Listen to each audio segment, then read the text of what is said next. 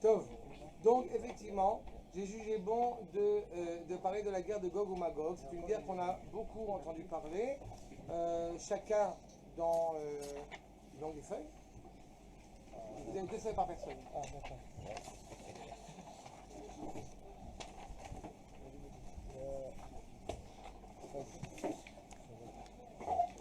Je tiens à préciser 2 choses. D'abord, on l'a lu à la fête, on l'a lu à Shabbat Chol HaMoed. C'est un sujet qui revient et qui est assez présent dans tout l'environnement de Sukkot. On va essayer évidemment de s'y attacher. Mais pourquoi ça m'a intéressé? D'abord parce que j'ai entendu beaucoup de choses sur le sujet. En général, dans les cours comme ça qui veulent essayer d'haranguer les foules, alors on parle de ce sujet en évoquant l'acte sanguinaire, des choses absolument effrayantes qui vont se produire. Et quand j'ai essayé de voir ce que nos versets nous disaient, a priori j'aurais pu penser qu'ils ont raison. Et a priori, bien que ça me semblait un petit peu étrange, côté un petit peu bon, on n'est pas des vampires, c'est ça, c'est pas nous, on n'est pas des gens qui sont sanguinaires. Et puis j'ai été voir effectivement un des plus grands commentateurs. Je verrai si je m'attache au texte, où on va directement voir ce que les Chachamim nous disent, mais en tout cas, j'ai essayé d'aller voir un des plus grands Mekoubalim de l'époque du Ramchal, qui est son élève, le Rav Moshe David Vali, que j'ai souvent l'occasion de ramener, et qui fait une étude sur tout le Tanakh. Donc c'est un petit peu le Ramchal sur le Tanakh, et sur Yecheskel, et sur Zecharia. Je vais expliquer un petit peu en détail. Et il nous dit qu'il faut comprendre les versets tels qu'ils sont écrits. Tout est pshat. Sauf que c'est très intéressant. Pourquoi ça m'a beaucoup fait rire quand j'ai lu ça? Bon, il dit c'est pshat. Et puis 2 versets suivants, il dit, après avoir décrit tout ce qui est passé, et tout ça, évidemment, ça se passe en haut. Alors qu'en bas, il se passe autre chose. Donc déjà, on est ailleurs. Donc il y a une première question qu'on va essayer de comprendre. De quoi relève la guerre de Gog Magog? Avant de répondre à cette question, on va essayer de comprendre qui est Gog Magog. Vous avez évidemment, c'est fondamental. Et puis il y a une question évidemment qui s'annonce aussi importante. On nous parle de la guerre de Gog Magog dans 3 endroits.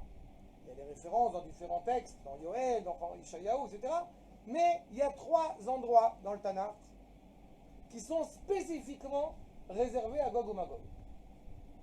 Yecheskel, chapitre la Betret, chapitre 38, Yecheskel, chapitre 39, la Metet, et Zecharia, chapitre 14, Perek Yud Dalet. Pourquoi est-ce qu'on a besoin d'en parler 3 fois? Parlons-en une seule fois, on a compris. D'accord? Ils disent la même chose. En plus, ils disent la même chose. On va voir. Ils disent, il y a des similitudes. En plus, ce qui est très intéressant, c'est qu'il y a des nuances. Dans l'une d'entre elles, on va partir en exil. Dans la description que fait Zecharia, on part en exil là-bas à Razaitim à Jérusalem. On va essayer un petit peu de le développer. Dans Yecheskel Ametet, on va enterrer justement les gens, les morts pendant 7 ans, 7 mois, etc. Dans le chapitre 37, on parle au bout du compte qu'on ne va même pas être touché par eux, on ne va pas être attaqué par eux, on n'aura aucune crainte qu'elle se soit et que le groupe va s'en occuper. Donc en plus on a la description qui semble ou contradictoire, en tout cas, pas forcément reliée l'une à l'autre. Et puis dernier détail important, c'est où ça va se passer, ça c'est important, mais surtout au bout du compte, quand est-ce que ça va se passer? D'accord? Et puis, dernier détail qui n'est pas négligeable, comme tout décret, nous dit le Rambam, comme tout décret de Puranout, eh bien, tout décret qui serait négatif, il n'est pas obligatoire. Pas, on n'est pas Mektoub, Baruch Hashem, on n'est pas de chez eux là-bas, donc un décret problématique n'est pas forcément obligatoire. Mais à l'autre côté, on pourrait se dire que, oui, c'est pas obligatoire, mais de toute façon, c'est pas un décret négatif pour nous. C'est un décret négatif pour eux. La preuve que c'est négatif pour eux, que c'est d'Afka sympathique pour nous, puisqu'on nous dit dans la Gemara qu'Akadosh Baruch Hu, il rigole. Il est en train de leur éclater la tête et il rigole. C'est-à-dire, c'est assez, bon. Enfin, moi, ça ne me gêne pas, mais bon, c'est là. Donc, on va essayer de voir ensemble ces nuances. Je vais me référer parfois, j'avais hésité à vous mettre directement les différents chapitres dans notre feuille de Mekorot, mais on va essayer progressivement de décrypter un petit peu ce qui est écrit, et je me référais au verset Bezrat Hashem de temps en temps pour qu'on ait un petit peu ces nuances. D'abord, la première source qui nous met un petit peu dans l'ambiance, le Shem Ishmoel, donc le Hadmor de Saratchov, Makor numéro 1, Beshabbat Chol HaMoed Sukkot Maftirin Milchemet Gog ou Magog, Ki Kabbalah Beyadenu Min HaGeonim. On a un enseignement de l'époque des Géonim que la guerre de Gog ou Magog Tiyeh Besukot. Voilà. Ça c'est déjà, voilà, on le sait, on dit que la guerre de Gog ou Magog va avoir lieu à Sukkot. Ce qui me fait toujours beaucoup rire, puisque évidemment, la fête de Sukkot, qui est la fête universelle, les 70 bovins, les 70 nations, etc., etc. Et hop, guerre de Gog ou Magog. Vous voyez, côté universel, tac, ils sont morts. Au Bevadaï, là, Bebikrehu, ce qui est évidemment pas un hasard si ça a lieu justement à Sukkot. Nire, liten tam le shevarze, ce qui est évidemment quelque chose de profondément louable. Deine, Inyan Gog ou Magog, ou Inyan Merida. D'abord, il faut bien entendre, c'est que dans cette notion de Gog ou Magog, il y a l'évocation d'une révolte. Évidemment, d'une révolte contre Dieu.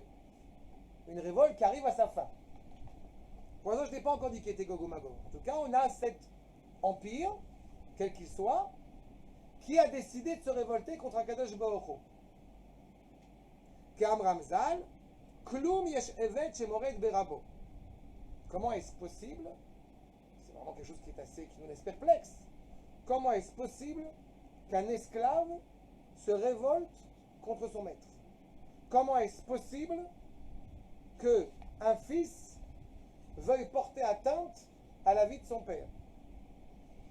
Ce n'est pas un hasard la phrase que j'ai évoquée maintenant.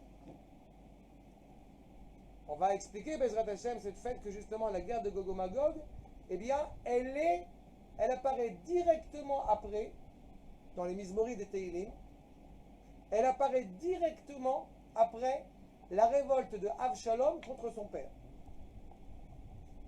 Qui n'est évidemment pas un hasard sémantique si c'est comme ça. Mais en tout cas, c'est la question qui est posée. Comment c'est possible? Parce que là encore une fois, il y a une question qui est posée, qui est sous-jacente et ce qu'on va amener aussi. Pourquoi est-ce que ce Gog ou Magog, il a envie de se révolter contre Kadosh Baruch Hu?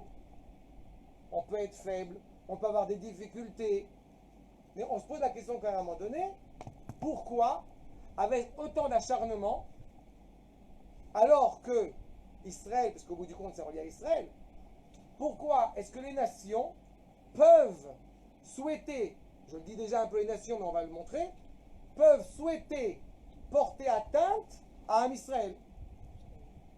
C'est pas? Comment est-ce possible? En tous les cas, Veino domé l'arba malchuyot.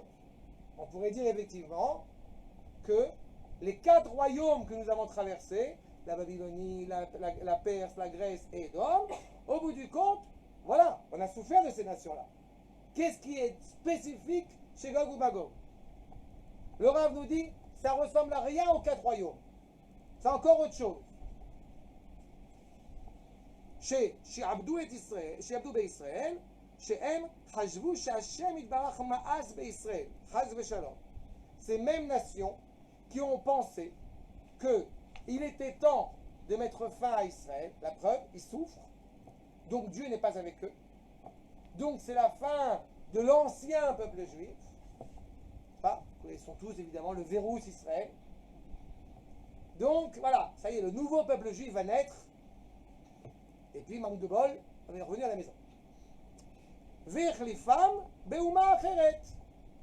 Ça y est, le peuple juif, il est muable, il est interchangeable. Hier, vous étiez effectivement le peuple juif. Maintenant, nous sommes le peuple juif. Aval. Ça ressemble à la chrétienté, ça. C'est marrant, j'ai pas encore pensé. Aval. Gog ou Magog. Sheba achar kibbutz galuyot. Oh. Les 4 royaumes, déjà il nous donne des indications. C'est vrai, je dis dès le départ, c'est toi qui m'as demandé. Voilà, je donne déjà la direction dès le départ. Les 4 royaumes, nous étions en exil. Nous n'ayons pas la possibilité d'être chez nous. je sais que vous allez me poser une question. Vous allez me dire, mais la Grèce, on n'était pas en dehors d'Eretz Israël. C'est ça? Alors comment on peut dire qu'on est en exil? On était là. Oui, mais il y avait d'autres personnes qui étaient. Ah non, c'est pas le problème. C'est pas un exil physique, c'est un exil de la. Donc il y aura peut-être une dimension d'exil spirituel. Alors merci madame, je fais toutes mes excuses. La problématique par rapport à la Grèce, qu'on soit bien clair là-dessus, c'est qu'on peut habiter en Eretz Israël, mais tant qu'il n'y a pas d'entité politique indépendante, on est considéré comme étant en exil. D'accord? Entité politique. On peut être chez nous. Il peut y avoir d'autres gens qui sont présents. D'accord? Il paraît qu'il y a des goïms en Israël. J'habite à Akko, il paraît qu'il y a 2-3 goïms à Akko. Mais, en attendant, il y a une entité politique indépendante en Eretz Israël. Quand il y a une entité politique en Eretz Israël, alors on ne sommes plus en exil. D'accord? À l'époque de la Grèce, justement, on est considéré comme en exil parce qu'on n'était pas une entité politique indépendante en Eretz Israël. Dans tous les cas, on nous définit clairement, dans les propos du Almos Sakhatchov, et on va le voir au fur et à mesure, qu'il s'agit d'une réalité. Pourquoi? Qu'est-ce qu'il a dit faire? Pas forcément au niveau de la cruauté, mais qu'est-ce qui diffère la réalité de Gog ou Magog à celle des 4 royaumes? C'est que les 4 royaumes ont été en exil, alors qu'à l'époque de la guerre de Gog ou Magog, eh bien, nous sommes revenus à la maison. C'est-à-dire que la guerre de Gog ou Magog ne pouvait pas se passer avant les 70 ans qui nous ont précédés. Ok? On est considéré comme indépendant en Israël? Oui. Il y a une entité politique indépendante en Eretz Israël. Est-ce qu'il y a des pressions? Oui. Mais nous ne sommes pas esclaves d'une autre nation. D'accord? Même si certains pensent qu'effectivement, plutôt, Mickey, il pense que c'est le Mashiach, je ne le pense pas. D'accord? Il peut être très sympathique, mais il n'empêche que, et tant mieux, je suis très content qu'il participe, voilà, mais c'est pas le Mashiach. D'accord? Mais juste par rapport, mais on est une indépendance, bien sûr. Au Hachem, on est quand même le seul pays qui met un bulletin de vote pour avoir un Premier ministre juif tous les 4 ans, au Hachem, mais qui le fait vraiment, quoi. C'est pas. C'est le seul pays qui ne construit pas des maisons où il veut quand il veut. Donc, au niveau de l'État, c'est une réalité. Il y a des pressions, je répète, mais la réalité d'indépendance du pays, le pays est indépendant, il a une économie, il a sa propre armée. En fonction de ça, il est indépendant. D'accord? En fonction de ça, il est libre. D'accord? Il y a des pays, pas assez loin, enfin des pays, des régions, appelées. Il m'a dit qu'on tape pas sur Gaza aujourd'hui. Mais quand même, quand le président, il est appelé président, il est quand même élu à vie. D'accord? Quand même plus de 150% de gens qui ont voté pour le Hamas, quand même. Quand même les morts, ils ont voté pour le Hamas. On voit à quel point c'est un pays, voilà. D'accord? Voilà? En tous les cas, donc Gog ou Magog, Ba, Achar Kibbutz Galuyot, Zoi Merida Vechutzpa Yetera Bli Shum Itnatzlut. Maintenant que l'âme Israël revient chez lui, que la réalité telle qu'elle doit être est en train d'arriver à son franc succès, qui en plus n'est pas seulement une réussite et une bénédiction pour l'âme Israël, qui est une bénédiction pour l'humanité, eh bien Gog ou Magog a le culot de venir s'en plaindre. D'accord? C'est comme si, par exemple, on était à l'ONU et qu'il y avait un Premier ministre qui était en train de dire que l'Iran est un vrai danger pour le monde, et que le monde dit... Non, ce qui n'est pas vrai, mais... Regarde. Un exemple. Imken, Amilchama, I al Hashem, al Meshicho. L'essentiel de cette guerre, elle est pour, justement, Akadosh Baruch Hu, et celui qui va être loin, c'est-à-dire celui qui va être au bout du compte, l'instance de la moralité, l'instance du bien sur terre. C'est ça l'objectif. C'est pour ça d'ailleurs qu'à la fin de Yecheskel chapitre 37, on nous dit clairement Nikdashti, Nodati, etc. etc. C'est-à-dire que l'objectif, c'est que le monde entier reconnaisse Akadosh Baruch Hu. D'accord?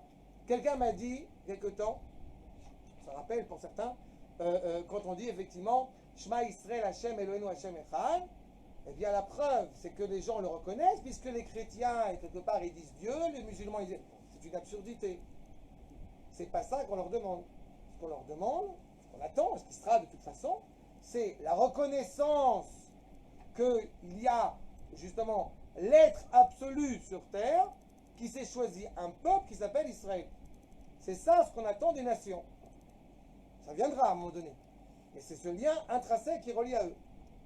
Mais comme ils ne sont pas forcément capables encore de reconnaître, au moins qu'ils reconnaissent la bénédiction que lui apporte Israël. Seulement, au lieu de la reconnaître, ils vont s'y opposer. Top.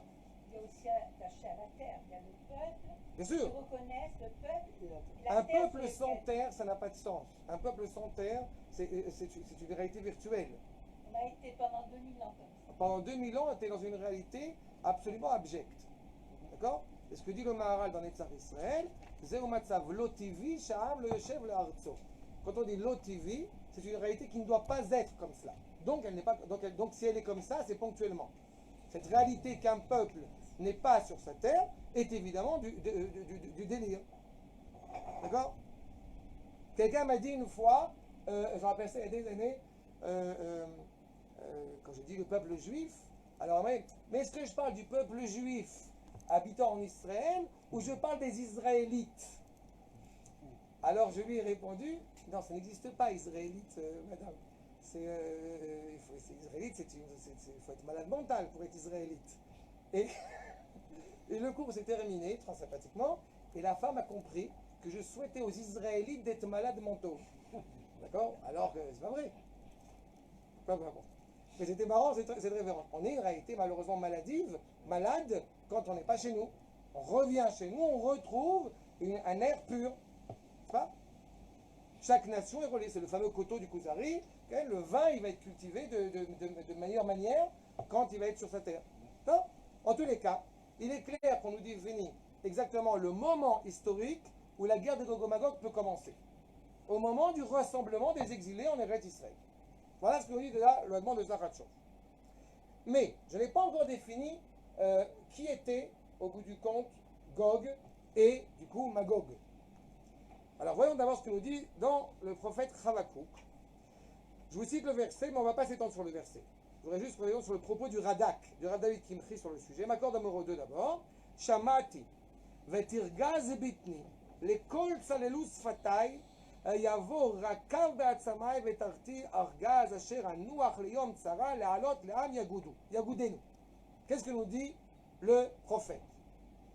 J'ai entendu, et ça me porte préjudice au cœur, ça m'avait très mal au cœur, de voir ce qui est en train de se passer au moment où je suis en train de ramener les eaux à sécher en Eretz Israël, que je commence à me reposer Asher Anouach Leom Tsara, au moment où je vais reposer, où le peuple est en train de se reconstruire, eh bien, Gog et Magog va arriver. Il n'y a pas écrit Gog et Magog, voyons le Radak. Shamati, Omer Hanavi, nous dit le prophète, Al Tsarat Israël Beyom Ba Gog. Une grande misère, une grande détresse au moment où Gog décide de vouloir attaquer Israël. On n'a pas dit encore comment attaquer. En tout cas, il y a une attaque. Vatirgaz bitni. Ramaz la lève en son cœur. Asher Anouach. Chashavti la Noach. Ça y est. Le peuple juif, sauf, est revenu en Eretz Israël. Chashavti la Noach, sheshavti le arzi me'agalut. Veine nepecha amenucha le tzara. À chaque fois qu'on a une milchama, c'est une milchama en général où on gagne. Quand on a une tzara, il y a un danger. Ça implique des zones de danger. C'est aussi une guerre, mais ça implique un danger. On pensait, ça y est, on est revenu à la maison, on va se reposer. Et voilà que non. Tena lotifrach, ala ami mane safim al Yerushalem, shelo yatzlichu. Au bout du compte, la suite du verset, c'est que la figue ne va pas bourgeonner, et c'est un rapprochement face aux nations qui vont à la Amim Ane Safim. Déjà, on a quelque chose qui est inductif chez le Radak, intuitif chez le Radak, il va nous falloir essayer d'expliquer. On a parlé de Gog ou Magog, on est passé à les peuples qui se rassemblent pour essayer de reconquérir Yerushalayim et n'y arriveront pas. À Aloza, que chez Aloza, c'est-à-dire qu'il y a une joie. Quand chez Yechale Machane Gog ou Magog. Quand au bout du compte, Gog ou Magog va disparaître totalement. D'accord? Comment vont-ils disparaître? Vous avez des détails dans les prophéties qui sont décrits, essentiellement dans Yecheskel, chapitre 37 et chapitre la Métret et la Métet. On parle de feu qui va être jeté sur eux, on parle de leurs entrailles qui vont être dévorées par des bêtes, et on va les enterrer pendant 7 ans, etc. Qu'est-ce que ça veut dire tout ça? Est-ce que vraiment c'est ce qui va se produire? On va essayer de comprendre. En tout cas, est-ce que c'est comme ça que ça va se produire? On va essayer de le saisir. En tout cas, il est clair qu'il y a une attaque terrible qui se termine de toute façon par un franc succès. Et voilà comment on va commencer un petit peu à expliquer qui est Gog. D'abord Rashi, dans Makor numéro 4.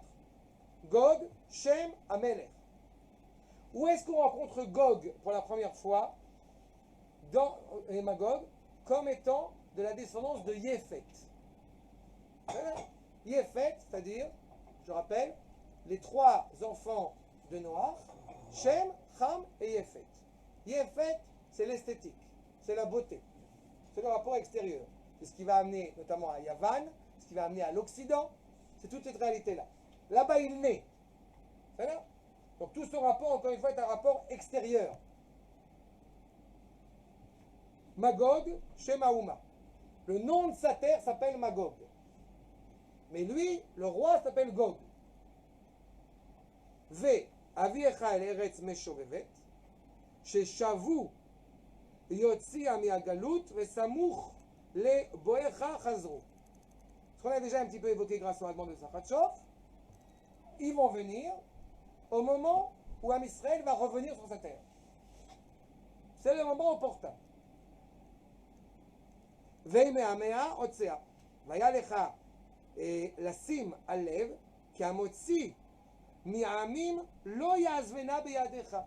Et tu aurais dû comprendre, c'est là aussi il est un peu crétin, non? Un crétin, puisque il est en train de dire, tu n'as pas compris que au moment où je vais ramener mon peuple sur sa terre, tu te doutes bien que je ne vais pas les abandonner. Comment tu peux penser une seule seconde que tu peux les attaquer alors que c'est moi qui les ramène? Il faut être totalement débile. Mais pourtant, ça ne lui pose pas de problème. Il attaque. Comment il va attaquer? Regardez Rashi, Zecharia, Makor numéro 5. Ba'esh, Miktsat Agerim, Yis'u Havle Mashiach, ומלחמת גוג ומגוג עם ישראל, ומשם יבחנו אם הם גרי אמת. Vous avez déjà des nuances qui sont opérées. Vous avez des gens qui ont voulu se convertir. Au moment de la guerre de Gog ou Magog, on va être jugé au bout du compte ceux qui sont des vrais convertis et ceux qui sont des tordus. Ki rabim yashuvu lesuram veitchabru im Gog ou Magog. Non seulement ceux qui n'ont pas été donc authentiques, eh bien, ils vont revenir à leur tradition ancestrale et vont se relier à Gog ou Magog. De quel guérim s'agit-on? A priori, pas des guérets de Sédé, mais des guérets Toshav. Ceux qui habitent d'Afka en Eretz Israël, ceux qui ont fait montrer belle figure en Eretz Israël, mais qui en fait, eh bien, n'ont qu'une seule envie, c'est d'être liés à l'ennemi d'Israël. D'accord? Ils ont, je sais pas, ils ont une théouda israélienne, par exemple. Vous voyez à peu près l'idée? Achab ou orange, ça dépend. Mais en tous les cas, il est clair que ce sont des faux amis ou des vrais ennemis. Mais ils vont se relier ensemble. Donc déjà, le groupe, il commence à grossir. On était une nation, se relie à elle, d'autres gens. Top. Nous dit le Midrash de Shir HaShirim, accord numéro 6. Ineni mevi otam, me'eret safon. Ah, ça vient du nord. Mirketei tsafon. D'où du nord? Vient le mal. Pardon? Vient le mal. Non, je vais aller plus loin que ça. Quand les Rachaïm ont essayé de réfléchir à quel nord s'agit-il, alors vous avez plusieurs sources. Vous avez certains qui vont dire c'est ces pays du nord, la Suède, la Suisse, l'Écosse. Le Ramat Valley va dire la Suisse aussi. Pourtant c'est un pays neutre comme tout le monde le sait, mais il évoque le Ramat Valley. C'est pas vrai, le Ramat Valley, il dit Schweiz. Et il dit clairement dans son commentaire, je parle 18e siècle, quand on dit Ramat Valley, c'est 18e. C'est-à-dire qu'il dit clairement les Scotim, je vais dire. Vous avez d'autres endroits, ce qui est en général accédé par la Gemara, Germanie. Nous savons pertinemment, évidemment, qu'il s'agirait peut-être des Allemands, en tout cas l'Europe, une force européenne, sournoise, qui auraient tendance à vouloir nous faire du mal. Letche itorer Gog ou Magog, shenatun batsafon v'yavur ve'ipol badarom. Il va venir du nord et il va tomber dans le sud. Aussi le sud. C'est marrant ce rapport-là entre le nord et le sud. Bon. Pourtant, je ne sais pas de quoi il s'agit. Mais on fait. Moi, je vois le texte. Je ne veux pas avorter de. עכשיו, מקור numéro 7. ואנוכי, מעשיהם ומחשבותיהם, בא לקבץ את כל הגויים. רגע. ואנוכי, c'est Akadosh Baruch Hu qui parle. C'est comment est-ce qu'ils vont vouloir. D'abord, on a dit qu'ils étaient crétins. Vouloir se battre contre Akadosh Baruch Hu, c'est un peu idiot. Mais là, on a un nouvel enseignement de la part, grâce à Yeshayahu, que qu'est-ce qui les pousse à attaquer? C'est Akadosh Baruch Hu lui-même. Akadosh Baruch Hu lui-même, il encourage ces nations à se regrouper l'une avec l'autre, Maaseh ou Marchevoten, leur donne la pensée, les pousse à venir se mettre ensemble, les Kabetz et Kol Agoim, d'assembler tout le monde, Vea Leshonot, Uba ou Veraou et Kevodi. Encore une fois, mon objectif, à dire à Kadosh Baruch Hu, c'est que les gens voient la vérité, pas par faiblesse, par authenticité. Donc je vais les pousser au point reculé de leur contradiction. Avec un seul objectif, c'est qu'à la fin, ils comprennent où est la vérité. Pas par faiblesse, au contraire, par force. Comme dit le Midrash sur Paro, est-ce qu'il a fait tchouva, est-ce qu'il n'a pas fait tchouva, est-ce qu'il aurait pu faire tchouva? Et au bout du compte, notamment le Rambam, va insister sur l'idée que si jamais, pourquoi il a endurci son cœur? Parce que si jamais il n'avait pas endurci son cœur, il aurait libéré le peuple juif tout de suite par faiblesse. Et il fallait qu'il le libère avec une pensée consciencieuse de libérer le peuple juif. Bon, là, ça, on est libéré parce qu'on est revenu à la maison. Et il faut que les nations, au bout du compte, reprennent cela.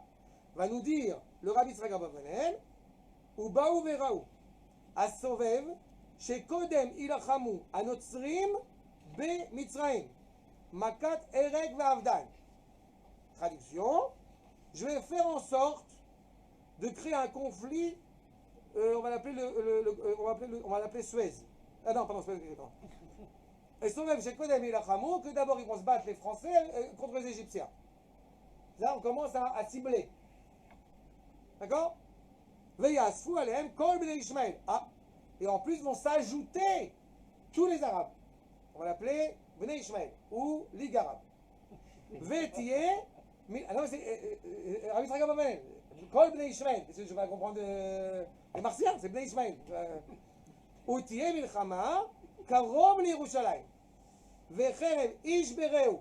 Alors voilà en plus que Vecherev ish bereu, comme a dit Paul Prébois dans la Grande Vadrouille, Vlatipa qui se crève entre eux. Et bien voilà, qu'est-ce qui se passe?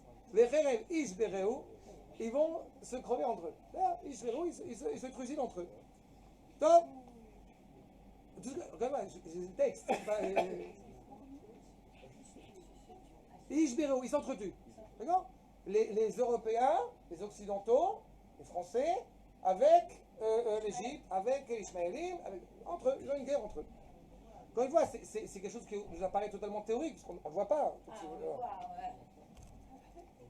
C'est au XVe siècle. Donc, le Midrash Tanchuma nous dit quoi?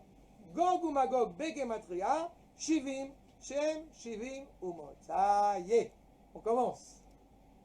On commence réellement à percevoir. Là, on voulait arriver, on voulait commencer à y aller. De quoi on est en train de parler? Le moment où Am Israël revient sur sa terre, le monde entier, à part la Micronésie et bon, voilà, à part cela, le monde entier dit Israël est un pays fasciste, Donc du coup, mais quand est-ce que ça va être la guerre de Gog et Magog? Elle a commencé depuis un petit moment déjà.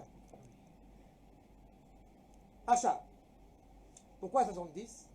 Le Maharal, encore numéro 10, va nous expliquer de la manière suivante. Aliske Gog ou Magog, Ayou Mitnavim. Il faut comprendre, c'est ce que dit dans Yecheskel quand il nous dit au début du chapitre 37, 38, c'est après 38, la maîtresse, quand il dit que la névoie que Yecheskel va ramener, elle était déjà, voilà. Ko amar Hashem Elohim, ata ou asher dibarti beyamim kadmonim. Ce que je suis en train de te dire maintenant à toi, Yecheskel, ça, ce que je l'ai dit à des prophètes très longtemps avant toi. Alors, on regarde à qui, où est-ce qu'on appelle Gog ou Magog dans le passé, avant Yecheskel. Ça ne veut pas être Zecharia, c'est ton époque. La vérité, c'est ce que m'ont dit les Rachamim, c'est que quand est-ce qu'il y a eu une névoie sur la guerre de Gog ou Magog? À l'époque de Eldad et de Meidad. Ils ont prophétisé la mort de Moshe Rabbeinu, le fait que Yoshua va rentrer en Eretz Israël, et Gog ou Magog. On a déjà une massorette, on sait comment il va venir. On n'est pas encore rentré en Eretz Israël, qu'on sait qu'on va déjà avoir un problème. Non?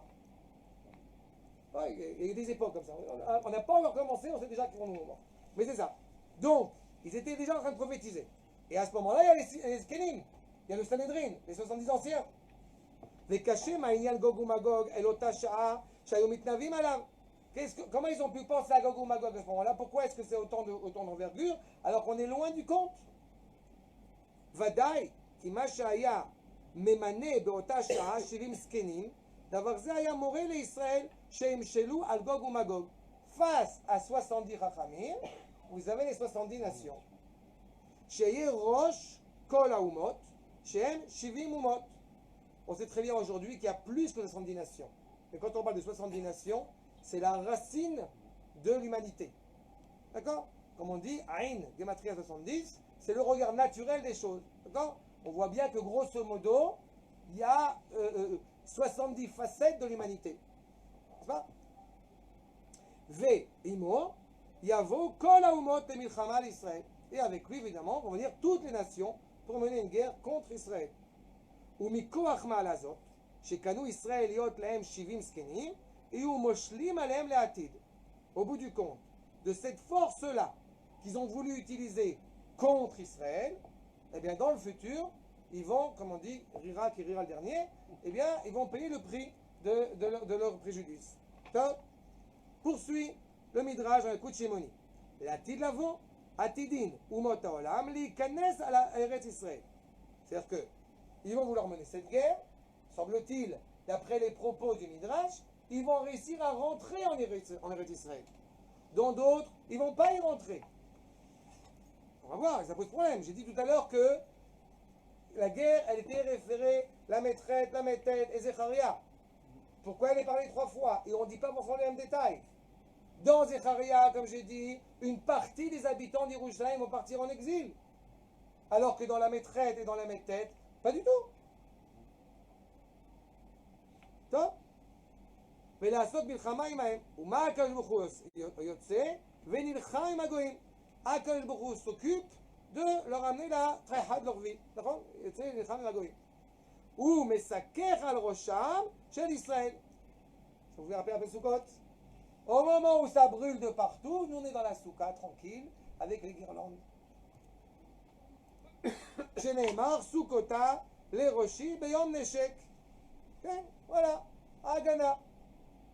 אמר רבי שמואל בן נחמן ביום שישיקו שני עולמות זה לזה. ישיקו, les mondes vont se rapprocher l'un de l'autre.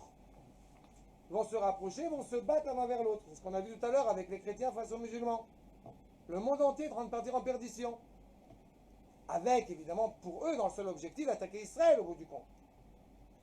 poursuit le Midrash Tanchuma, וכן עתידין גוג ומגוג, לבוא על ישראל, וגם הם ישרפו כולם בשרפה אחת.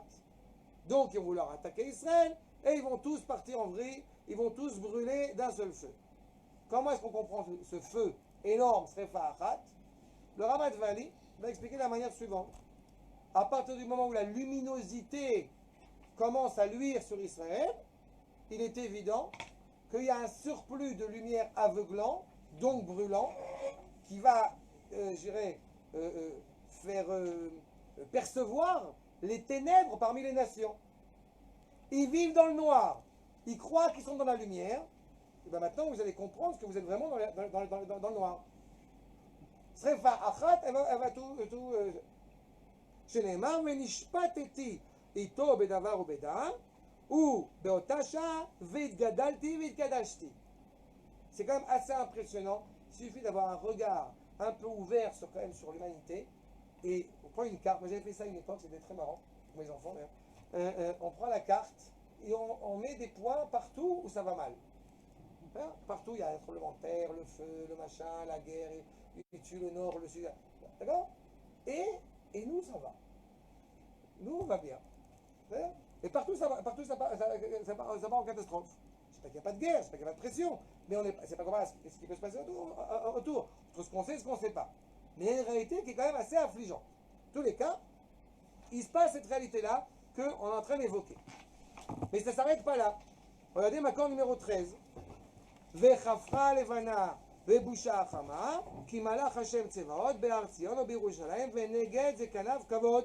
Au bout du compte, on voit dans ce verset de Ishayahu qu'il y a, encore une fois, un rapport de conflit justement, entre la lune, entre le soleil, et puis Akash Baruch Hu est sur le mont Sion à Jérusalem, face, justement, aux anciens qui lui donnent le respect. Il faut toujours se rappeler, quand on parle du soleil et de la lune, on ne parle pas seulement du soleil et de la lune en tant qu'astre, on parle surtout des empires qui sont défendus par le soleil ou par la lune. En l'occurrence, va nous dire le Rav David Kimchi, Makor numéro 14, Vechafra Achama, Tarshich Lagoim, Achama Mirov Tsarot B'Milchamot Gog uMagog.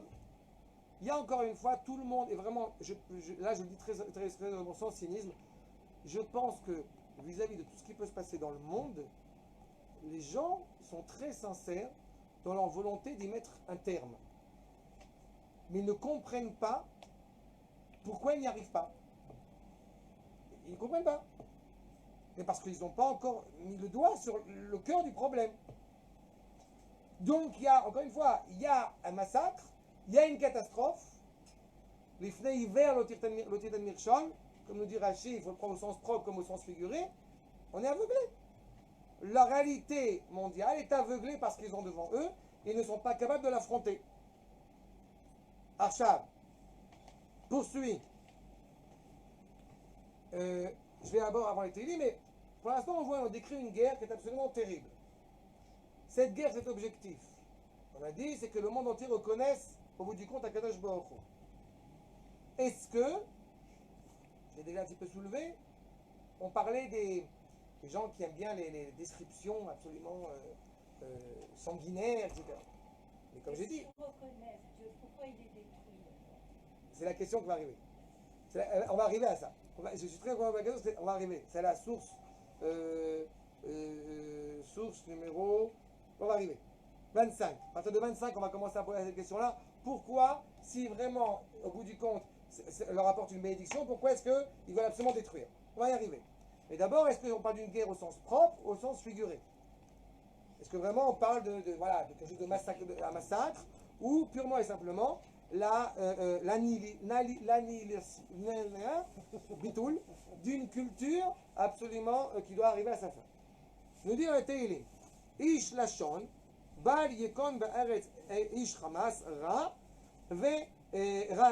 Yetsudenu le Medochefe. Acha. Que nous dit le Maharam al-Sheikh HaKadosh? Ish Lashon, Gog uMagog, Sheretzono lefatot et Israël, Lavor al-Dat. Leur objectif premier de ces 70 nations du monde entier, c'est de remettre en cause le lien étroit qui nous relie à cette charte de moralité. C'est ça que ça veut dire. Combien de fois on a eu l'occasion de le rappeler? Que dans la liturgie de Hanouka, on ne dit pas les Shakecham Toratecha, mais on dit les Shakecham Mi Toratecha. Leur lien, la volonté fondamentale des Grecs et par là même des nations, ce n'est pas seulement de couper le Ham Israël de la Torah, mais de couper la Torah de Ham Israël. Les deux, c'est une entité totale. À partir du moment où on accepte la Torah comme étant une conception morale, une conception intéressante, une conception philosophique, une conception religieuse, chacun a sa propre conception. Mais à partir du moment où le peuple juif un peuple sûr de lui et dominateur, qui est suffisamment orgueilleux pour dire nous détenons le conditionnement, nous détenons la charte morale de l'humanité, cela leur pose problème. Cela les remet en cause. Cela, au bout du compte, les engage. Si vous vous comportez de manière suivante et que vous estimez que c'est ça la morale, ça veut dire que nous, on est immoraux. Et ça, c'est inenvisageable pour eux. Et cette situation a toujours existé. C'est pas aujourd'hui, ça. Nahon. Mais sauf que pendant 2000 ans, c'était sous-jacent. On va y arriver, comme on a dit tout à l'heure, que ça arrive au moment où le peuple juif revient sur sa terre. La guerre de Gog et Magog, elle est au moment où on revient sur sa terre. Pardon? C'est pas possible? Oui, mais dès le kibbutz Galouyot, c'est un processus. Mais tu m'engages à te dire ce que je vais dire par la suite. C'est que tu n'as pas une guerre de Gog et Magog. Tu en as 3. C'est bien. La dernière qu'on est en train de vivre en ce moment, je le dis déjà, mais on va le développer par la suite. La dernière qu'on est en train de vivre en ce moment, elle se passe en plein dans l'évolution de justement du kibbutz Galouyot. Jusqu'à la fin. D'accord? Mais il y en a eu 2 autres avant. On va voir dans 2 minutes. D'abord, comprends bien que, voilà, il y a une volonté d'arriver à faire transgresser le peuple juif de son lien étroit qui nous relie à Kadosh Baruch Hu. Nous dit dans Masechet Brachot, Ve'amar Rabbi Yochanan, Mishum Rabbi Shimon Bar Yochai, okay? Rabbi Yochanan, au nom de Rabbi Shimon, combien est difficile, combien est délicat, cacher Tarbut Ra'a, Betor Beito Shel Adam, Yoter Mimilchemet Gog uMagog. Avoir une culture problématique dans sa maison, c'est même plus difficile que la guerre de Gog et Magog. C'est-à-dire que la vraie difficulté par rapport à Gog et Magog, elle n'est pas tellement par rapport à ce qu'eux ils font.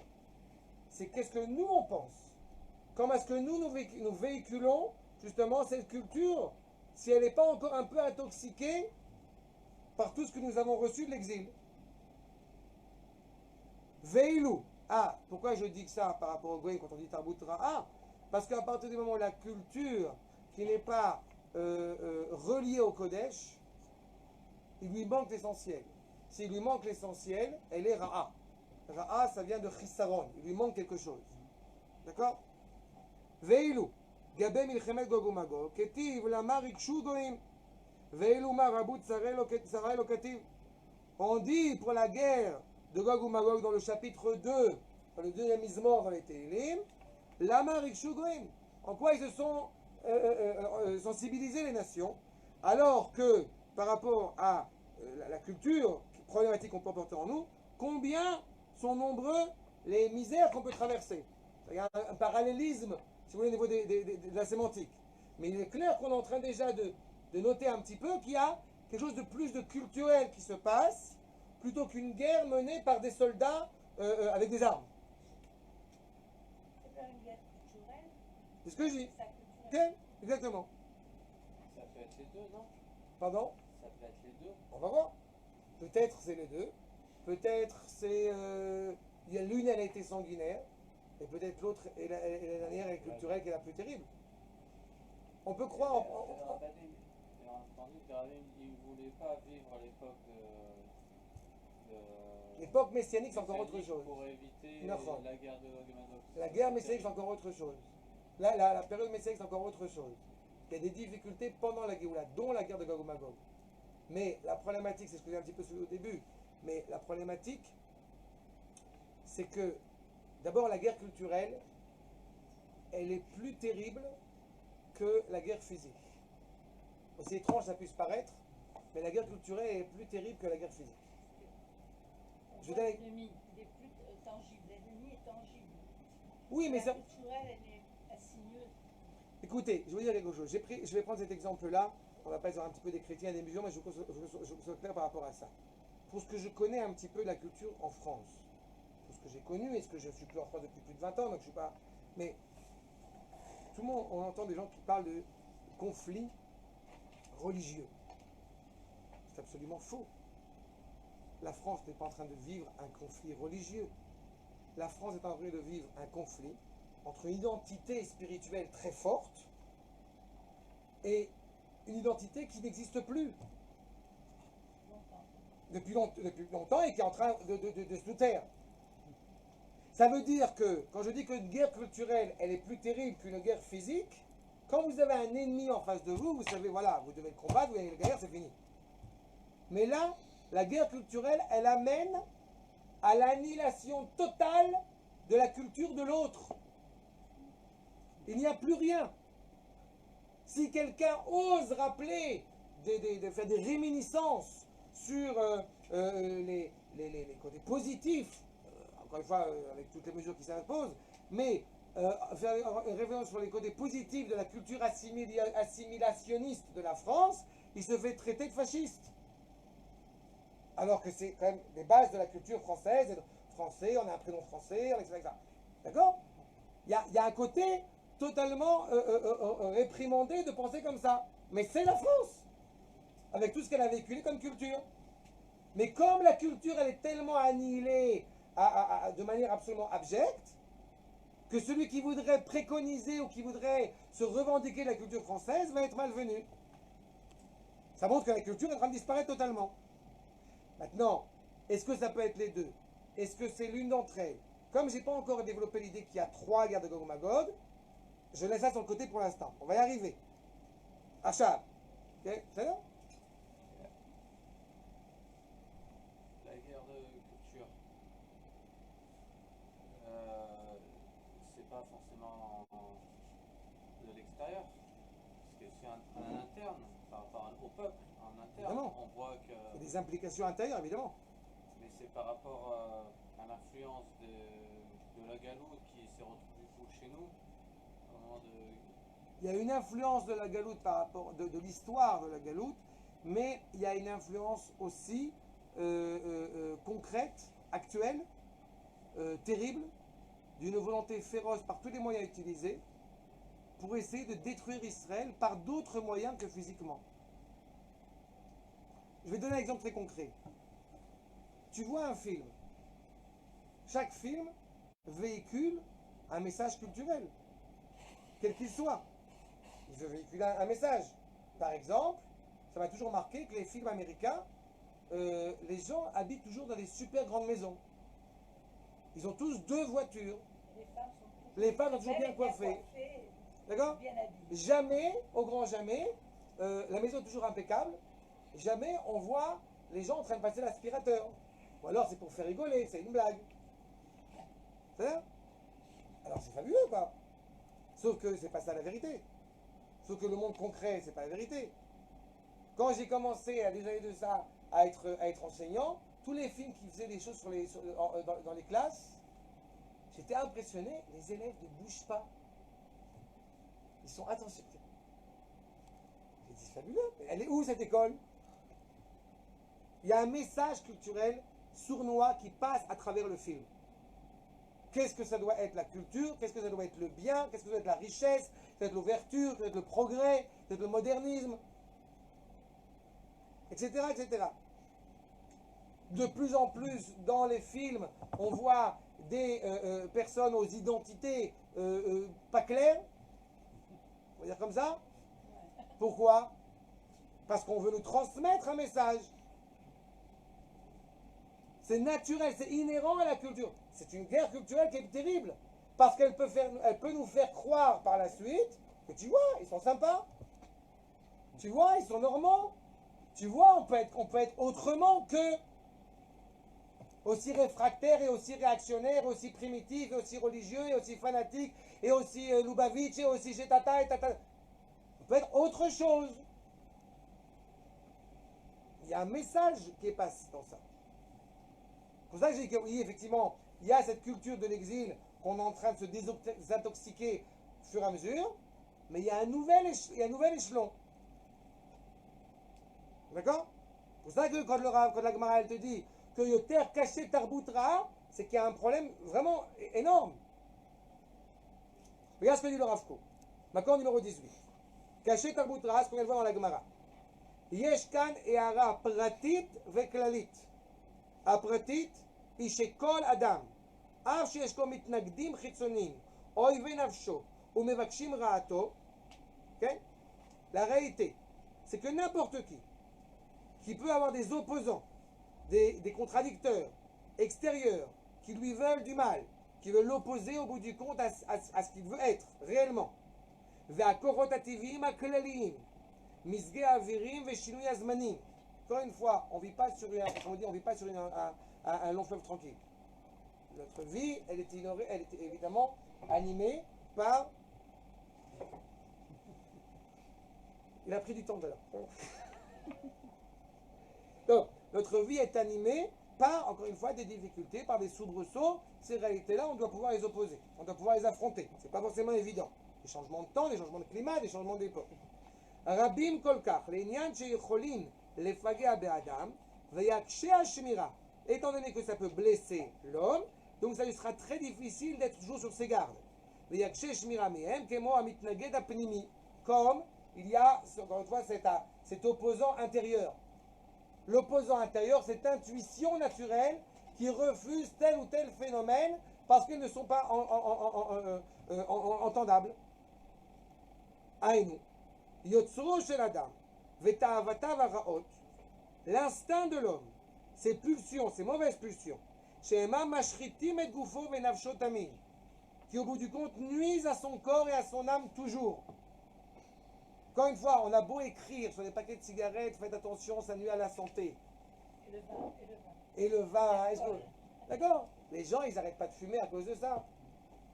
Le paquet de cigarettes, il coûte, aujourd'hui, j'en sais rien, il coûte cher maintenant, je ne sais pas qui c'est qui fume, mais il coûte très cher maintenant le paquet de cigarettes.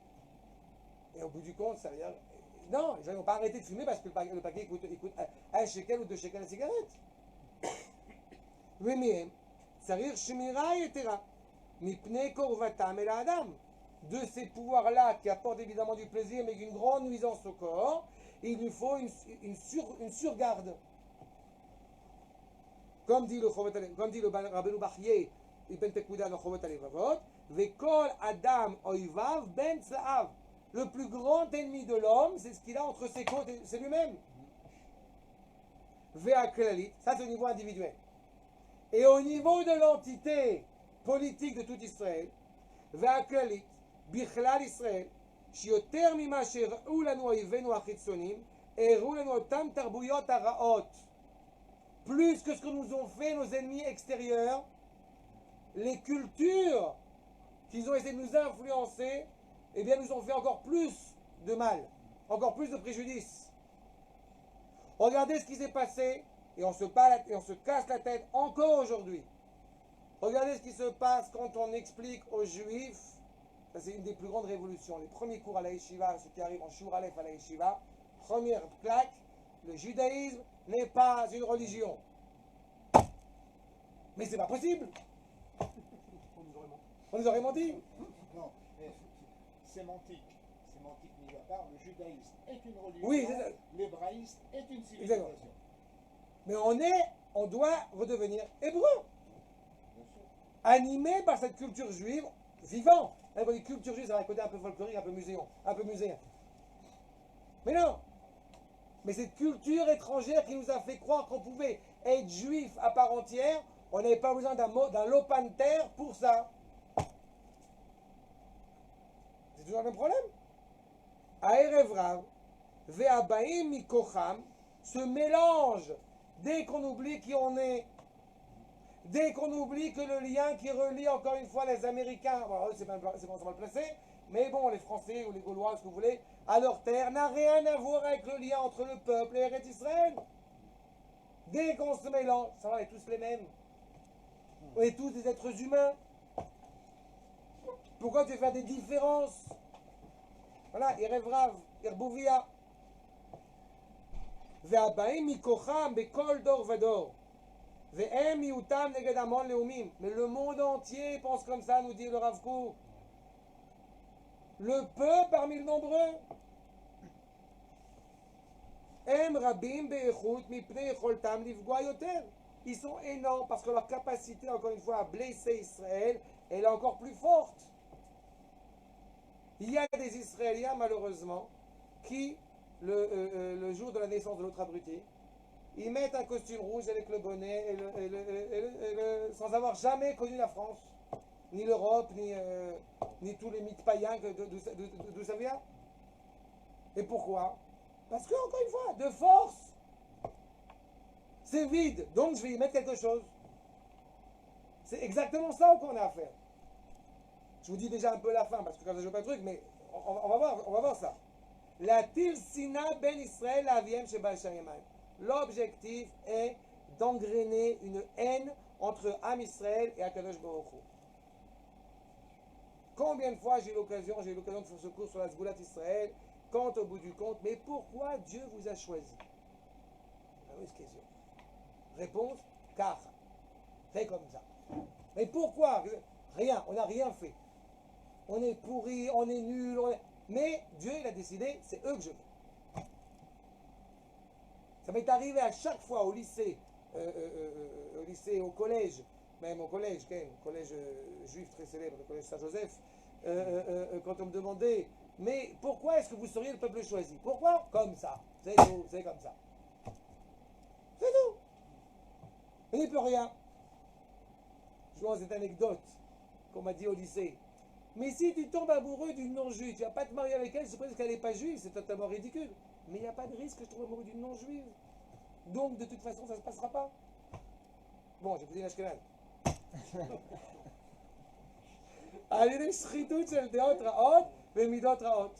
Encore une fois, malheureusement, c'est une culture qui a été assassine par ces mauvaises idées qu'elle donne. Des idées pessimistes, des idées négatives, des idées au bout du compte, des 70 nations, Aïn, ce regard justement qui est sujet aux règles de la nature, qui ne comprend pas combien ce peuple peut générer une vitalité qui est au-delà de l'ordre de la réalité. Et bien justement, Gog ou Magog va arriver, pas parce qu'on est super spirituel, non, il va arriver juste au moment où on est concrètement, on revient chez soi, et pourtant, peut-être la Torah n'est pas aussi vivante qu'elle pourrait l'être. Mais elle est là. Nous dit le Ramban dans Shir HaShirim. Il faut commenter dans Shir HaShirim. Ve'amar Bedam beritecha shel articha asirecha sheya ador kulo chayav. Toute la génération, ça ne veut pas dire que tous les juifs seront dans la Torah, mais en tout cas, que toute la génération, elle sera pas forcément méritante. Vetishtakeach Torah Israël, que nous dit le Rav Kook dans Roth, au moment où le peuple juif revient sur sa terre, il y aura une révolte. Tiem merida ruchanit. On ne veut plus d'un judaïsme restreint, on veut une Torah qui est grande, donc ça crée un conflit. Vetarbe achutzpa ve'azut, il y aura du culot et Velo yisher beyadam et la zechut mila. Juste le mérite de la circoncision restera. L'alliance. Veyavo melech hatzafon ou keitsar veivshot al kol olam teisha chodashim. Pourquoi 9 mois? Peut-être c'est pas 9 mois, mais 9 mois évidemment dans un processus de naissance pour mettre en place le processus auquel nous aspirons. 7 jours, 7 ans qu'on avait parlé tout à l'heure pour enterrer, parce que cette culture-là doit s'annihiler totalement. Totalement dans le domaine de la nature, elle ne doit plus exister. Je passe quelques détails, mais pour aller un peu plus vite, non, je vais passer le Rabbi Tzadok, tant pis, parce que je ne veux pas retarder pour le Rav Irmia, mais voyons, malgré tout, j'arrive à la problématique suivante. Vous n'avez pas une guerre de Gog et Magog, mais comme je disais tout à l'heure, vous en avez 3.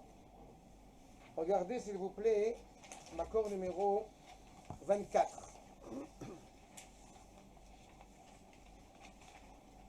Le Midrash Shochar Tov nous dit clairement Kol goyim sevaroni shalosh pe'amim atid Gog et Magog la'alot l'Yerushalayim.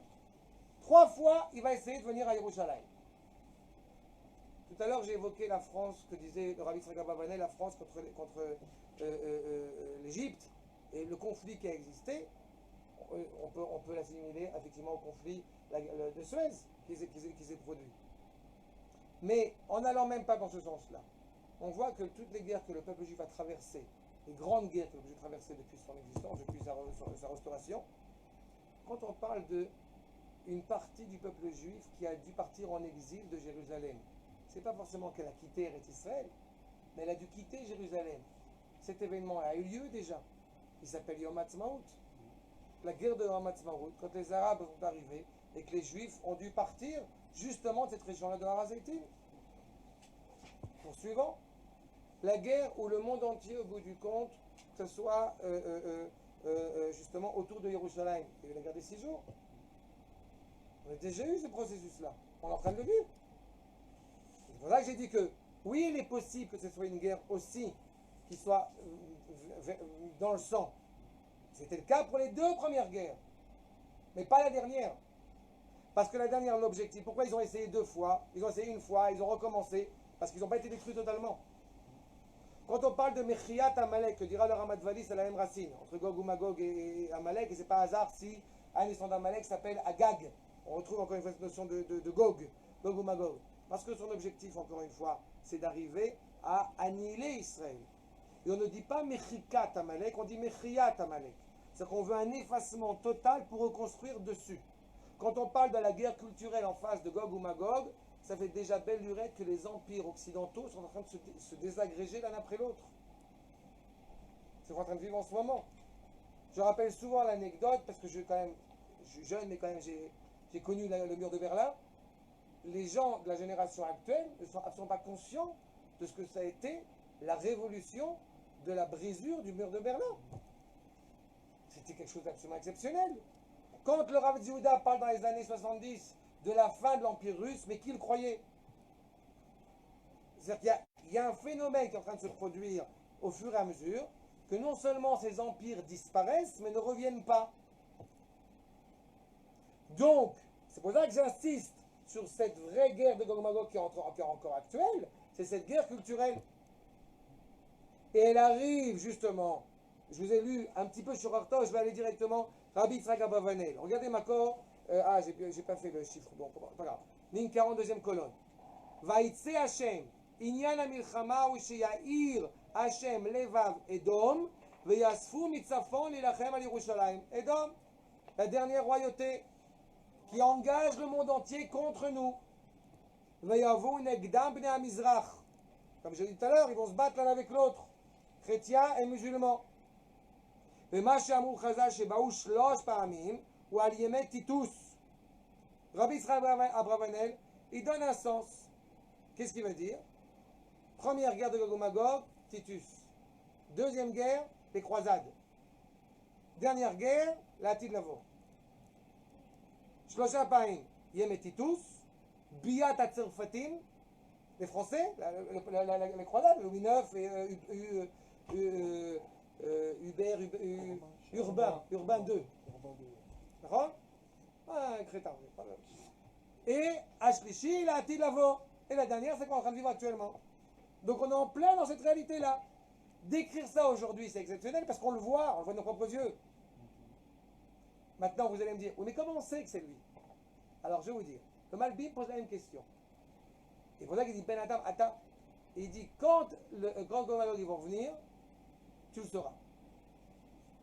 C'est-à-dire que, on a oublié, ça s'est perdu, les relations sont mélangées, mais quand on voit qu'une force colossale, mondiale, s'oppose à Israël, c'est clair qu'on est dedans. Et on aurait pu, vous savez, ce qui a marqué cette année. Ça a toujours été le cas. Non, on a dit au début de notre cours, au moment du retour du peuple sur sa terre. Non, mais Non. depuis la création, la On restauration. a dit, d'accord. C'est l'ONU. L'ONU a été quelque chose qui, à la côté, aurait pu avoir un côté très positif, mais un côté très négatif. Évidemment. Une réunion qui a pour objectif, au bout du compte, depuis des années maintenant, qui a du mal à Israël. Mais regardez ce qui s'est passé avec l'Iran. Quand, au bout du compte, Bibi a montré les dangers de l'Iran, au lieu de dire l'Europe, l'OTAN, etc., au lieu de dire ah oui, alors t'as raison, il faut qu'on se coupe d'eux. Non, alors justement, ça nous renforce encore plus qu'il faut qu'on ait un regard là-bas. Ça veut dire On va dire, mais ils sont pas bien. Oui, donc il faut qu'on les aide. Si on avait dit, ils diront, elle est bien. Oui, donc il faut qu'on les aide. C'est-à-dire, chez où on sort toujours pas bien. Quand il y a quelque chose qui, encore une fois, on insiste, c'est au moment où le peuple, ce qu'on a dit depuis le début, au moment où le peuple juif revient sur Eretz Israël, au moment où l'unité revient à sa source, c'est ce que dit le Maharal, c'est ce que dit le Maharal dans Netzach Israël, Kol Shnei Dvarim Mechulakim, Elem Amida Yachad. À quoi s'opposent les nations, primordialement, contre l'unité, contre l'idée qu'il y ait une nation qui arrive à générer et à construire tout en elle. Financièrement, mentalement, moralement, militairement, politiquement, économiquement, sur tous les niveaux. Écologiquement parlant, sur tous les niveaux. Alors qu'il aurait été logique qu'ils amènent une bracha à l'humanité, ils s'y opposent. Okay? Ce qui les énerve le plus, c'est moral. Évidemment. Mais tout est relié à ça, de toute façon. Regardez ce que dit le Midrash. Okay? C'est pour ça qu'au bout du compte, Israël fera cette guerre. C'est pour ça qu'il y a plusieurs aspects. C'est pour ça que j'ai rappelé que dans Zecharia, Yecheskel et Yecheskel, ça se trouve, parce qu'au bout du compte, eh bien, il y a 3 guerres. C'est pour ça qu'elles sont distinctes et elles sont décrites de manière différente. Achav, nous dit le Midrash, maintenant numéro 25. Ça rappelle vraiment Amalek. Amalek aussi, il se pointait chaque fois qu'on entrait en Eretz. Et là c'est à la fin. C'est quand on est dedans déjà. Amalek, il empêche le processus d'exister. C'est tout le problème, c'est le doute à chaque fois. Et Gog ou Magog, c'est quand on est déjà dans le processus. On est déjà dedans. C'est pour ça que Gog ou Magog ne pouvait pas avoir lieu avant. C'est ce qu'on a dit, c'était déjà là, quand on est au début du cours, c'est après les 4 royautés. C'est le moment où il y a vraiment cette ambivalence mondiale qui, par des moyens divers, est contre Israël. Dira le Gaon de Vilna, quand on parle de la piqûre de l'abeille, Ketz Dvorim, alors il dit Altikra Ketz Dvorim, mais Dovrim. La guerre médiatique, la guerre de la parole. C'est ce rapport-là qui est évoqué. Assad, Shotim, dans le Midrash, nous dit, Makor numéro 25, Shotim ayu rishonim shayu mitaskim be'etzot al Israël. Vous êtes des crétins, vous êtes bêtes de vous attaquer à Israël. Les premiers, les seconds, Velo ayu yodim sheyesh lahem patron shamayim. Vous ne savez pas qu'il a un père en haut? Que de toute façon, Am Israël est et sera toujours? Non, mais moi j'ai trouvé la solution, on va dire Gog ou Magog. J'ai montré quelque chose voilà, je parle d'unité, je parle d'harmonie, je parle du monde entier. Que nous a dit Nabucodonosor? Mais vous êtes un peuple primitif, vous servez un Dieu que vous ne voyez même pas. C'est pas? Vous êtes contre le progrès, vous êtes contre l'idée de ensemble. Ils savent quelque chose que nous on oublie, que Dieu aime l'unité. Et c'est de ça qu'ils se servent. Oui. Sauf que c'est une unité qui évidemment, comme Édom, le 4e pouvoir, qui prend toutes les forces qui l'ont précédé pour les orienter vers le mal. Ce n'est pas une unité, une vraie unité. Justement, c'est Shema Israël, Hashem Echad où il faut arriver. C'est pas Shema Israël, Eloheinu Echad. Vous avez vos dieux, on a nos dieux, chacun a sa culture, on coexiste ensemble, c'est ce qui est le plus important. Non. Il y a une vraie unité qui doit être là, et auquel évidemment ils s'opposent. Regardez s'il vous plaît. Et donc évidemment, toute cette unité auquel eux, qui est une fausse unité, auquel ils se réfèrent, est motivée profondément par un orgueil. S'il doit y avoir un chef, c'est moi qui dois être le chef.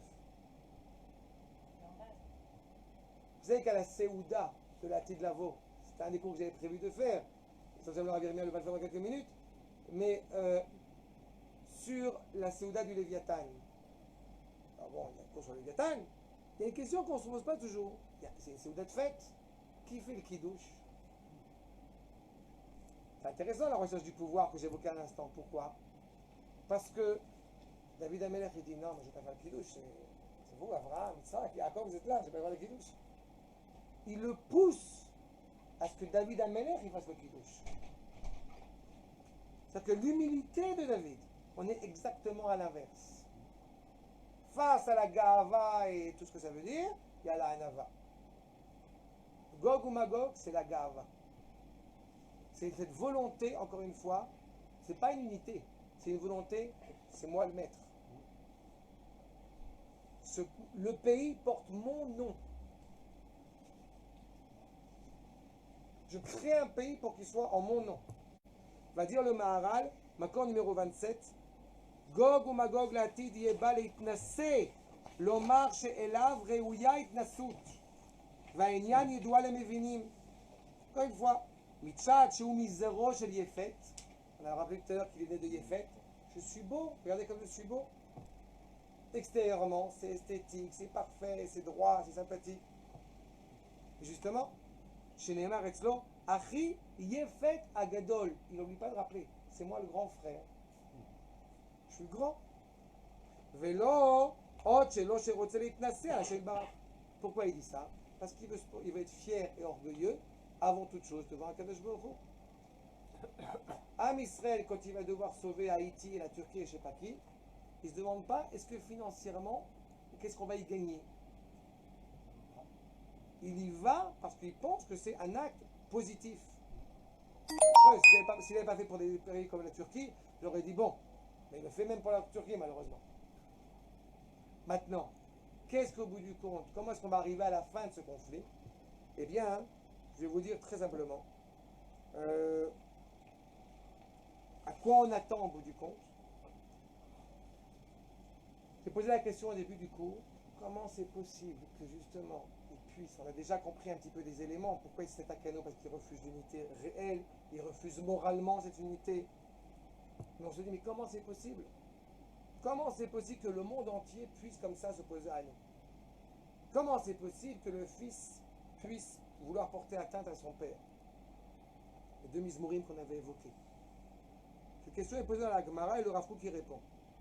Regardez, si vous voulez, Makor numéro 29. Je vais juste voir ce qui est surligné pour aller un peu plus vite. Itoreru Amim Rabim, ligne 20. Itoreru Amim Rabim, litkomem al oran shel Israël vedeotehem. On veut s'opposer à Israël. Pourquoi? On n'en sait rien, mais on veut s'opposer à Israël. Sheisod hakol ou dat Elohim, sheishrishu Israël, que Israël a enraciné en lui, veiruba et kol olam kulo, et éclaire le monde entier de cette magnificence morale. Al Hashem ve'al Meshicho. L'État d'Israël est la garantie de la moralité dans le monde. On n'oubliera jamais de le dire. Je le répète encore une fois, l'armée d'Israël n'est pas l'armée la plus morale du monde. L'armée d'Israël est la seule armée morale du monde. À mes yeux, elle n'est pas morale, mais c'est pour un autre problème. Mais elle est très morale, au régime. C'est pas ça la question. Elle est trop, voilà. Mais c'est tout le problème. Elle est animée par cette volonté-là. Le problème, c'est qu'évidemment, si ce n'est pas orienté par la Torah, ça pose des problèmes. Qu'est-ce qu'on attend? Ligne 26.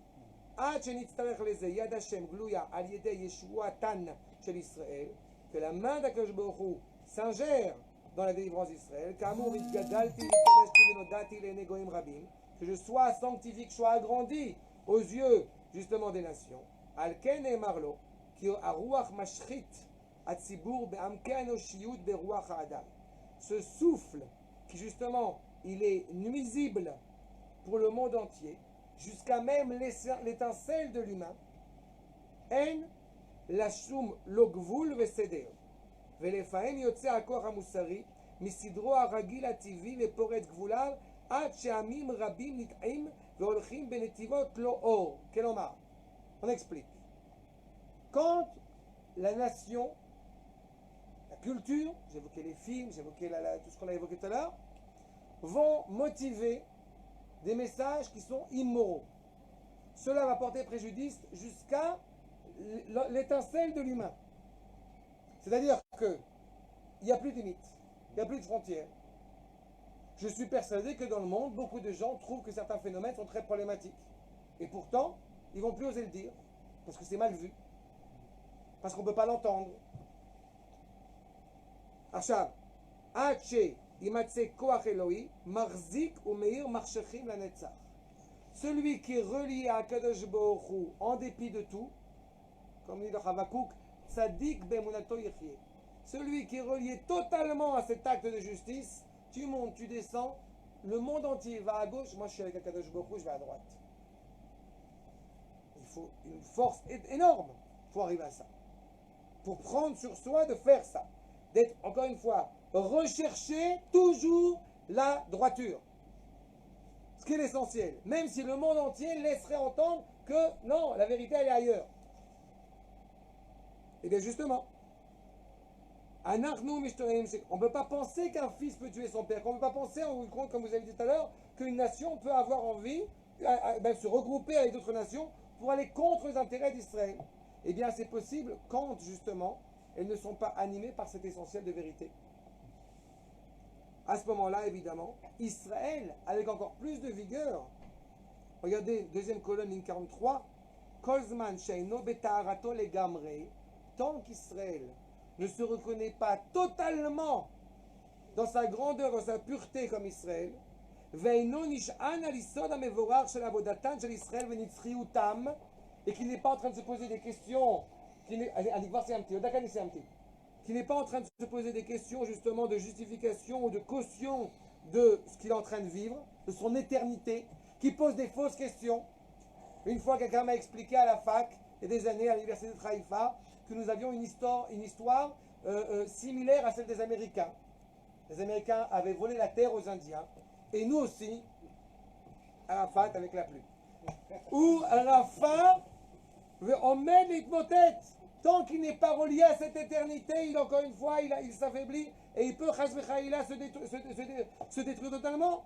Jusqu'à ce que se détruise totalement. Et ils vont s'enorgueiller justement de transmettre des idées mauvaises et des problématiques. Leurs idées, elles sont ce qu'elles sont. Mais plus nous, intérieurement, nous allons nous renforcer dans ce que nous sommes, plus nous serons justement un bouclier face aux nations. Et plus justement cette guerre de Gog et Magog restera entre eux, et nous n'aurons pas du tout d'ingérence dedans. La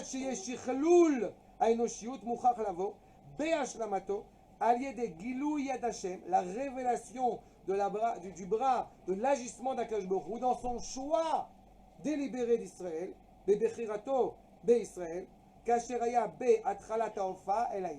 comme cela a été le cas déjà à l'époque d'Abraham, qu'Avraham ou Echad, Nasi Elohim ata betochenu, tu es au-dessus de nous. Le monde entier, il est d'un côté, il est de l'autre côté, et il est prêt à l'assumer. Et il crée une tente qui est au milieu de toutes ces cultures, que Am Israël sait où est sa place. Eh bien, il est le meilleur affront en face des nations. La guerre de Gog que nous menons, c'est une guerre justement de la vérité contre le mensonge, qui est la guerre la plus difficile, à laquelle nous allons évidemment vaincre. Mais entre-temps, c'est difficile. שעל זה נסמך השם אמר אליי בני אתה אני היום ילדתך, c'est moi qui t'ai enfanté. שמהלך הסוף והחותמת תהיה כמהלך ההתחלה, la fin sera comme le début, והפתיחה של אור האלוהי, l'évocation de la lumière divine, וההיסטוריה, avec un taf, je le rappelle, quelque chose se cache derrière les événements humains, l'histoire, bechol gvanea, dans toutes ses formes, dans toutes ses tendances, dans toutes ses couleurs, peu importe si c'est Trump, si c'est l'Égypte, si c'est la France, si c'est l'Arabe, si c'est Ishmael, on s'en fout. Dans toutes ces nuances, au bout du compte, Titen Edutan, et bien Eduta, elle donnera par son existence, par ce combat vain, elle donnera justement au bout du compte la force du témoignage qui représente Israël à la Tzorech Hagadol Sheye Bezé, sur la nécessité fondamentale du cœur d'Israël.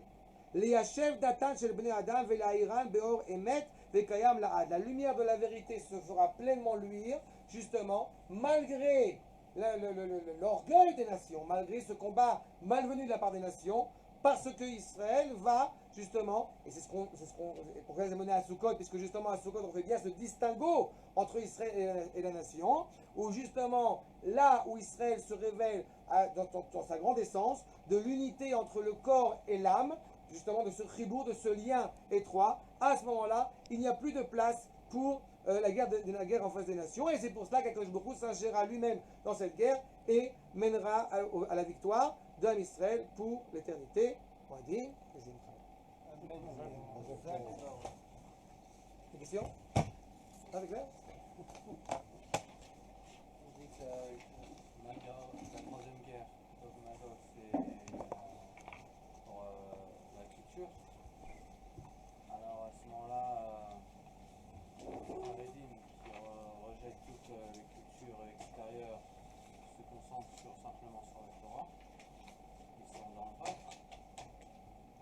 parle de culture, je ne parle pas dans du... cette démarche-là. Quand je parle de culture, je ne parle pas de culture séculière. La culture, c'est une opposition à tous les niveaux à la culture ambiante. Quand je crée... Et c'est ce qu'ils font, ils Non, remettent la culture non, ambiante. non. Quand on parle de culture en hébreu, c'est quelque chose de beaucoup plus large que ça. Je ne crée pas une opposition à la culture en créant une non-culture. D'accord? C'est la culture de la Torah. La culture de la Torah est une culture qui est justement... C'est pas une culture de la Torah d'ailleurs, c'est la Torah. La Torah est exceptionnellement vaste. Il n'y a pas un sujet qui n'intéresse pas la Torah. L'idéal, c'est qu'on arrive à construire, je l'ai déjà dit souvent, à arriver à créer, c'est ce qui se fait progressivement, de la musique qui porte du Kodesh, de faire du théâtre, de faire de la danse, de faire de l'économie, de faire de l'écologie, de faire dans tous les domaines qui sont une réelle opposition à cette culture justement malhonnête.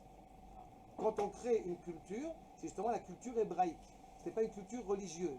Créer une culture religieuse, c'est une culture au contraire malheureusement d'exil, une culture restreinte qui empêche le peuple juif d'être ce qu'il doit être réellement.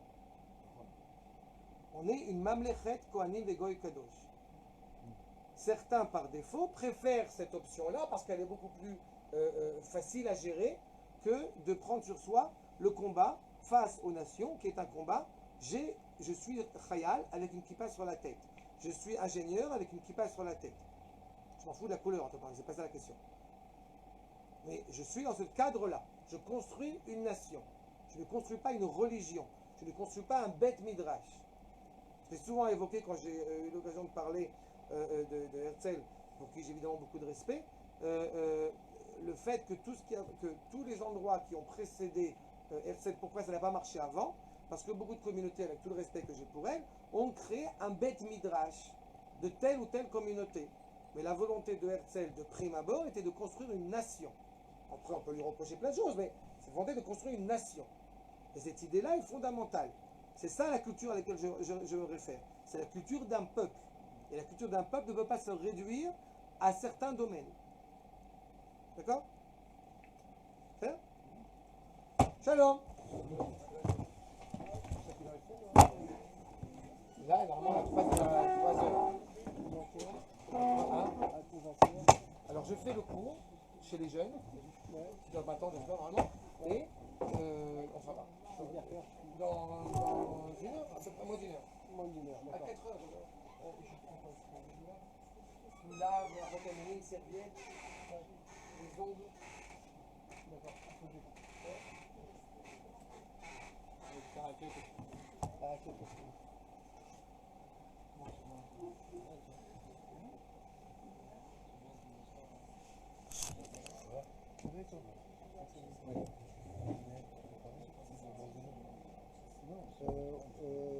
Juste le sac à préparer. À chaque fois. Justement, il faut combattre. C'est pas comme dans le ils ont pas chez le programme là. Le secours, il aurait dû le faire à 4 heures à la fin. On va faire maintenant le cours qui doit